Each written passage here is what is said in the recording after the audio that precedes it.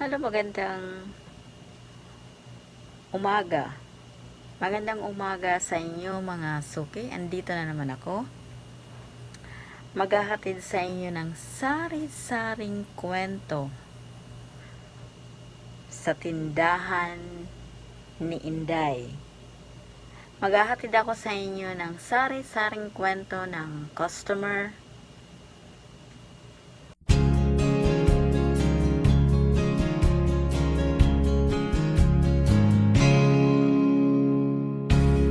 If you love me, I'll be waiting at home. If you don't leave me on. If you want me, tell me. I need to know.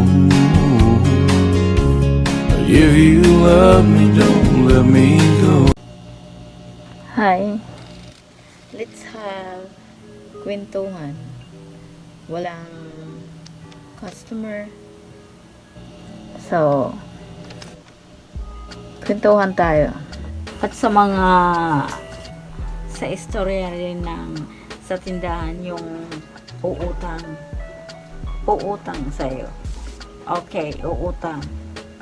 Sometimes talaga na, inaalaw kong magpautang. Pero meron akong sinasabing due date. Kaya nga tinatawag ako na si Miss Judith. Sabi Judith, not due date. Yung tawag nila sa akin. Dati yung nagtitinda pa ako doon sa hypermart. Nagtitinda ako doon. Sabi si Miss Judith. Okay. Ngayon, uutang sila. Okay, fine. Tinanggap ko utang sila. Pero ang masakit yun. Parang tinatraidor ka. Masama. Uutang sa'yo. Pero pagdating ng hapon, umaga umutang. Pagdating ng hapon, dun sa isang tindahan, bibili. Tapos, nakatungo yung ulo pag dumadaan sa'yo. Kung pwede lang sana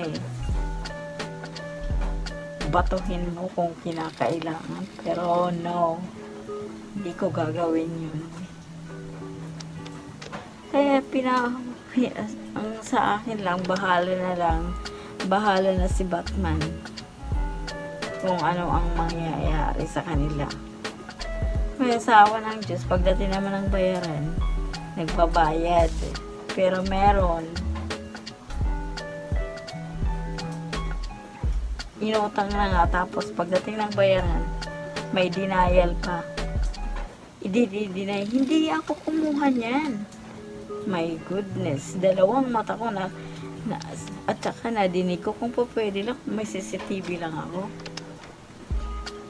Ipinamukha ko na sa kanya. Pero mo, 50 pesos din yun na dininay niya. Malaking bagay na yun sa akin. Dininay niya yun. Kaya, hindi na ako nagpapautang. Hindi ko na pinabalik yung taong yun sa akin. Pwede ka bumili, of course. You're welcome. Pero yung utang, no way. Hindi na kita tatanggapin.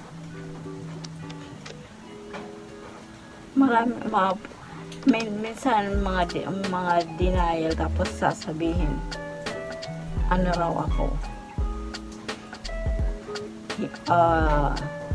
hindi nagpapautang ako, pero ang nangyari, nag-deny ka, dininay mo yung kinain mo. My goodness. Tapos ngayon, magbabayad ka, tapos sasabihin, hindi mo kinuha yun. Diyos ko. Kaya pinasasa-Diyos ko na lang. Minsan sa mga bata rin. Ewan ko kung tinuturuan din yan ng mga nanay. Sasabihin, pabili, kasi din, ang pera niya is piso. And then, bumili siya ng candy piece. Ano din sasabihin, meron ba bang sukli? Bakit? Ano ba yung... Ito, meron kasing mga... Yung ibang magulang, parang hindi tinuturuan. Ganyan na yun. Wala nang sukli yun. Kasi minsan, alam ko, sinasabi rin ng nanay, meron o sige, oo, meron pa yung sukli para hindi na mangulit. Parang ganon. Pero ikaw na nagtitinda, maiinis ka kasi alam mo na yung piso eh. Pero kasi bata, hindi alam yun. And saka yung may bibili na bata tapos yung pera niya 100. Hindi mo po pwede na ang sukli ilalagay mo lang sa palad niya. So all you have to do, you get the put on the plastic the sukli and give it to him or her.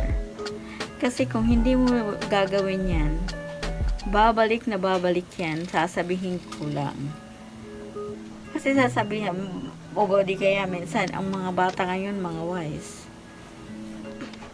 Minsan tinatago. Tulad niyan, kahapon, yung bata, sabi niya, bibili siya ng diaper. Ang diaper is 10 pesos. Ang ibinibigay niya sa akin, 5 pesos lang. Sabi ko, asan yung 5 pesos? So, tininan ko doon sa isang kamay niya, nandun sa isang kamay niya. Di ba?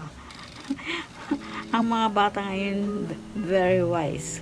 Kung kinakalain, mag-wise sila para din sa kanila. Para makabili rin, para sa kanila yung candy, ganun. At pagdating naman sa customer, marami akong na-experience sa iba't ibang customer. Lalo na pagdating sa sabihin na uutang o di kaya minsan pagbibili may pagka-arugante. Pero kailangan mong habaan ang pasensya mo. Pero kung hindi mo habaan, ako baka mamaya sasabog yan. Interruption tayo, meron akong customer. Egg burger. Tapos, Renby. Oo, sir. Renby. Ano pa? Balikan na lang egg burger. Sige. Ha? Adan, sukli. Adan nila. Bali, 25 ngayon, 8, 33. 33. So, 67.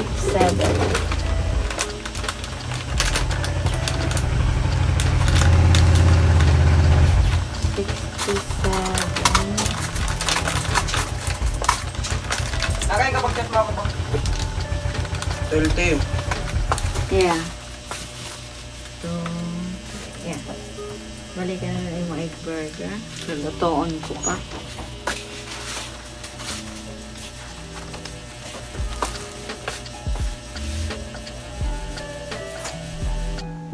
Ngayon, pagdating naman sa gamot,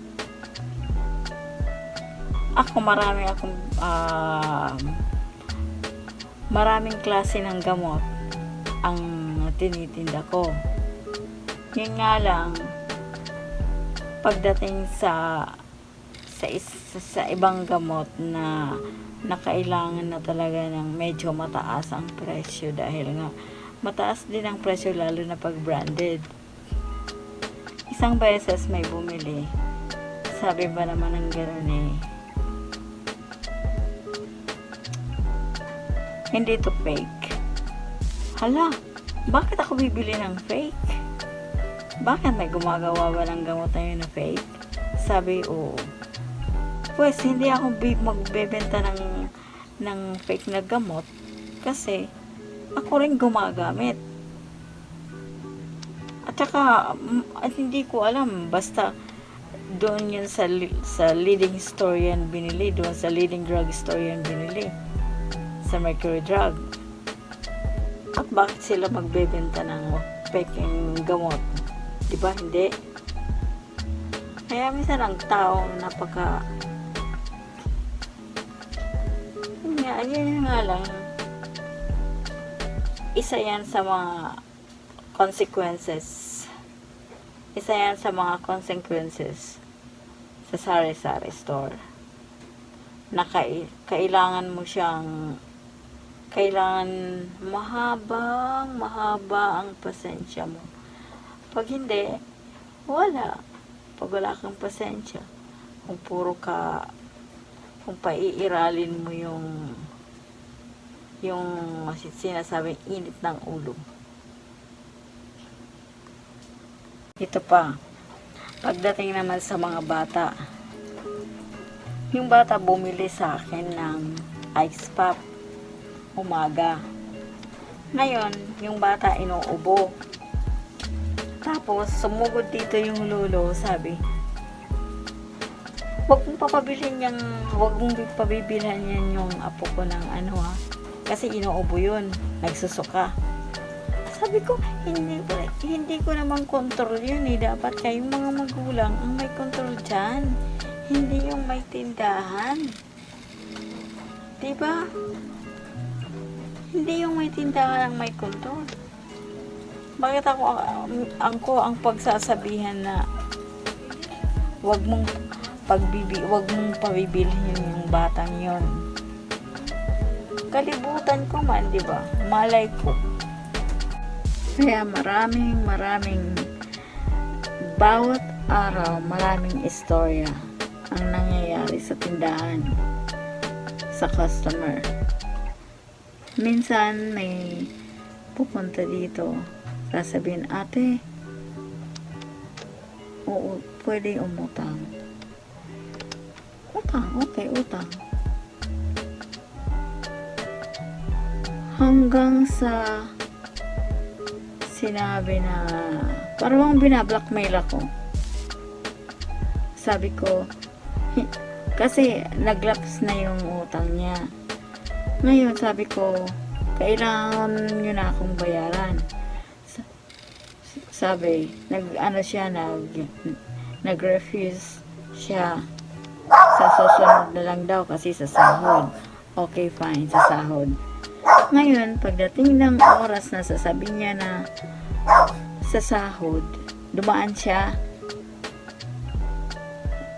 Tapos, inutusan niya yung bata.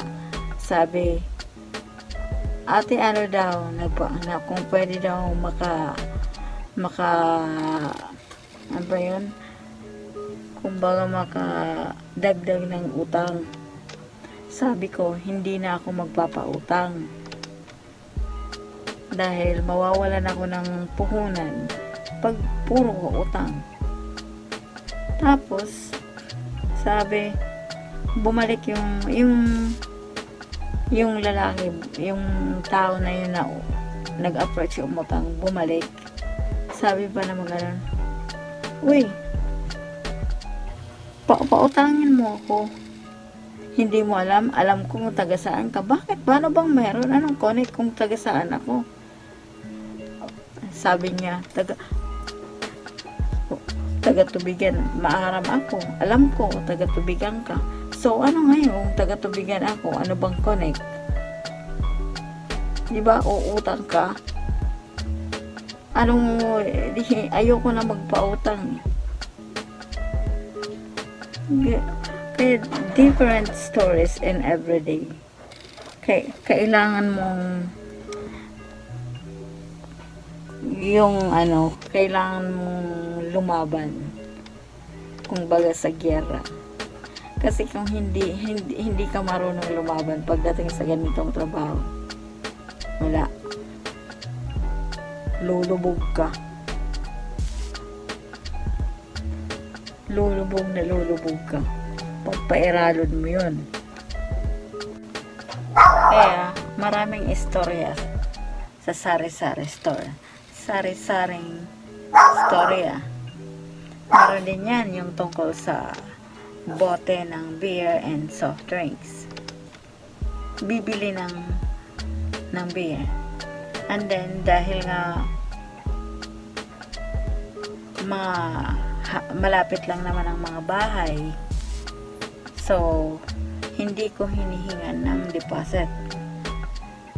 Ang sabi ko lang, basta ibalik nyo yung bote. Okay. Oo. Ang sagot, oo, ate, babalik ko. Hanggang sa dumating yung eksaktong oras na ibabalik, wala. Hanggang bumili na naman ng beer after a week, lalo na pag Friday. Sabi ko, asa na yung bote? Sunod na lang daw, ibabalik na lang. Hanggang sa nakalimutan ko na, nagpatong-patong na yung bote, nasa kanila. Ngayon ako nagkukulang ng bote. So, maghahanap ako ngayon. Then nakita nila na naghahanap ako ng bote. Ang gagawin, sasabihin sa akin, ate, gusto mo ng bote? May binibenta ako. My goodness. Para bang ginisa ako ng sarili kong mantika. So, wala akong magawa. Kasi kailangan ko yung bote. So, kailangan kong bilhin. Diba? Para bang naghanap ako ng bato na ipinukpok sa ulo ko. Parang ganon. Pero, okay lang. Pero yung sinasabi ko na okay lang, hanggang sa nasanayan na nila, nasanayan. Kaya wala rin na akong nagagawa. Sari-saring kwento. Sa araw-araw, marami kang matututunan. Kala ko ano na. Sa ganito na tahimik, minsan kung isipin mo, tatakot ka kasi ikaw lang eh. Pero dahil sanay na ako, kaya hindi na, hayaan mo sila kung anong dyan, basta ako nandito ako sa loob.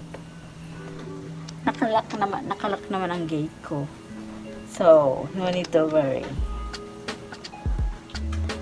Pag nandito lang ako, minsan hindi ka naman dadalawin ng antok, pero pag may kausap ka na, saka ka dun dadalawin ng antok.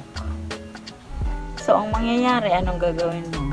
Kakain ka para hindi ka antokin.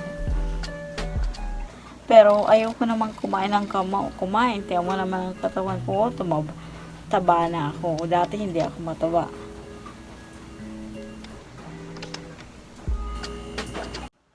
Salamat sa panonood sa aking kwento.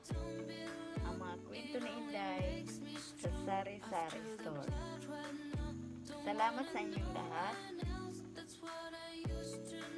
At hanggang sa muli, ito po si Inday, Idayami Explorer. Please watch and subscribe to my channel. Bye!